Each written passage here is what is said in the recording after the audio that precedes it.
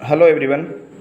आज की वीडियो में हम ईटीटी 6635 और 22 जेल वार्डन की पोस्टों के बारे में न्यू अपडेट जानते हैं। इस वीडियो में हम कुछ विषय जो ईटीटी 6635 और 22 पोस्टों से रिलेटेड है उनके बारे में जानेंगे वन बाय वन, और जितने भी कन्फ्यूज़न हैं और डाउट है वो क्लियर करने की कोशिश करेंगे। सारे जो भी कन्फ्यूज़न हैं जानने के लिए वीडियो को अंत तक ज़रूर देखें। इस वीडियो के बाद आपको कुछ डाउट क्लियर हो जाएंगे। पहला है ईटीटी 6635 की जो फर्स्ट लिस्ट आई है हमारे पास, उनका मेडिकल कहाँ तक हो चुका है और कितने कैंडिडेट ने और कहाँ तक ज्वाइनिंग कर ली है। दूसरा विषय हमारे पास बहुत ही बड़ा विद हेल्थ कैंडिडेट का प्रोसेस कहाँ तक पहुँचा। जो फाइल डीपीआई या अदर स्टेट की फ़ाइल जो भिवानी बोर्ड में, हरियाणा के भिवानी बोर्ड में गई हुई थी, वो क्या साइन हो चुकी है या वापस आ चुकी है, उसके बारे में जानेंगे। सेकंड लिस्ट बहुत जल्दी आने की संभावना है, क्योंकि डिपार्टमेंट के साथ यूनियन की मीटिंग चल रही है। और मेरिट लिस्ट कहाँ तक जा सकती है, और स्कूल कब तक बंदे ज्वाइन कर सकते हैं, कैंडिडेट सारे कब तक ज्वाइन कर सकते हैं, और लिस्टें ऑनलाइन करवाने के लिए, जनतक करवाने के लिए यूनियन अपने लेवल पे क्या क्या कर रहा है, और ईटीटी 5994 का पोर्टल ओपन कब तक हो सकता है या उससे पहले पी स्टेट हो सकता है। तो वीडियो को लाइक, शेयर एंड सब्सक्राइब करें। एंड हमारा आज का पहला टॉपिक है first list candidate medical and joining. First list के कैंडिडेट का मेडिकल चल रहा है। कई ज़िले जैसे हमारे पास सबसे ज़्यादा में ज्वाइन हुए कैंडिडेट कौन से ज़िले से हैं, जैसे हम जानते हैं सबसे ज़्यादा कैंडिडेट अभी तक फर्स्ट लिस्ट में आए हैं वो आए हैं लुधियाना से, और उसके बाद आए हैं तरन तारण में। कई ज़िलों से ये भी सुनने को आ रहा है कि जो सिविल हॉस्पिटल है उसमें एक दिन में सिर्फ 50 कैंडिडेट का मेडिकल किया जा रहा है। तो यूनियन के जो भी प्रधान हैं, सूबा प्रधान जैसे दीपक कंबोज जी, उन्होंने बात की डिपार्टमेंट से, और डिपार्टमेंट ने एक लेटर इशू कर दिया।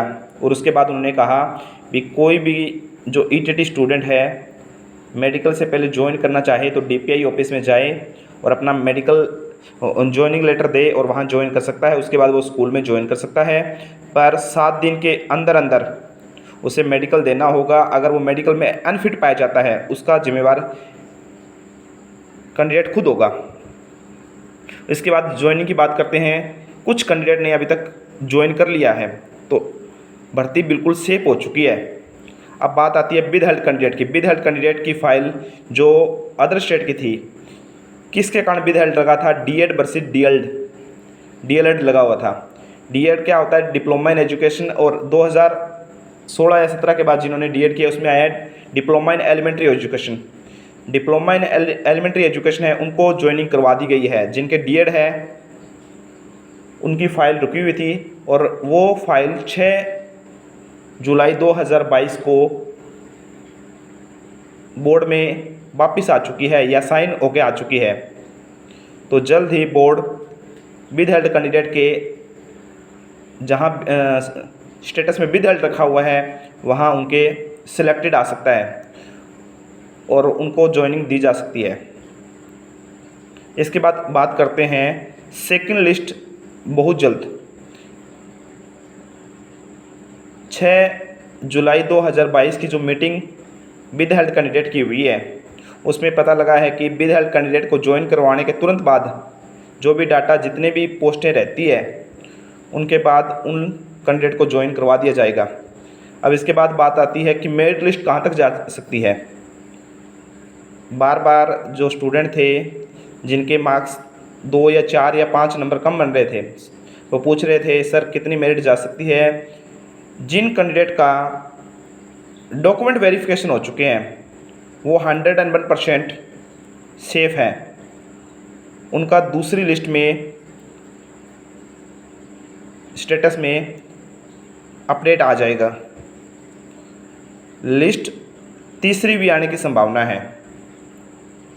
इसके बाद बात आती है भी ज्वाइनिंग प्रोसेस का।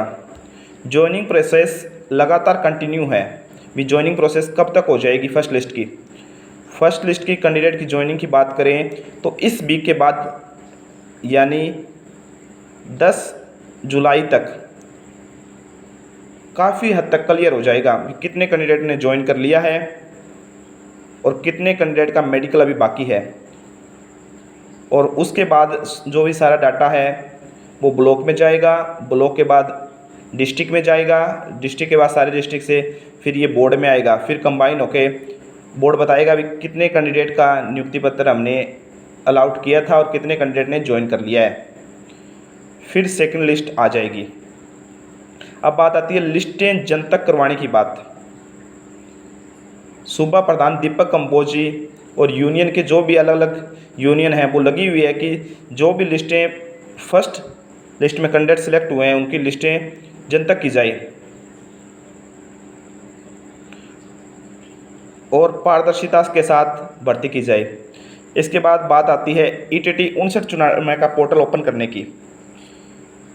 5994 की भर्ती यूनियन लगी हुई है कि वो सिर्फ +2 बेस पे आए।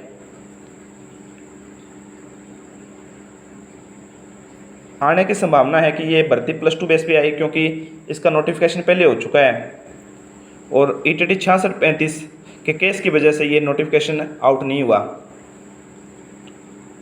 अब अलग अलग जगह पे कुछ जगह पे धरने भी चल रहे हैं कि ETT 5994 का पोर्टल जल्दी से जल्दी ओपन होए और कुछ कैंडिडेट का ये भी चल रहा है कि ETT 5994 के पोर्टल से पहले PA स्टेट करवा दिया जाए ताकि PA स्टेट से कैंडिडेट से जो भी सिलेक्टेड होके आते हैं वो भी ETT 5994 में फॉर्म अप्लाई कर सके।